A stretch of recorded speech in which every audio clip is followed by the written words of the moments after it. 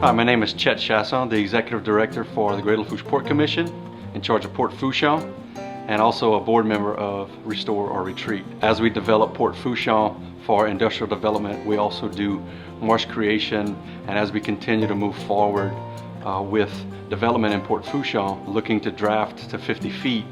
we will use considerable amount of material as part of that dredge project to rebuild the coast.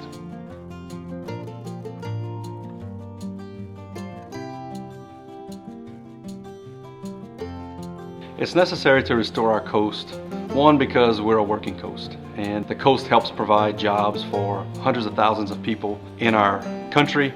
and then when we whittle that down to the state of Louisiana and our local area, it's really the lifeblood of our communities here in our region. So it's really important that we continue to restore the coast so that we can maintain our heritage, our culture, and our livelihoods.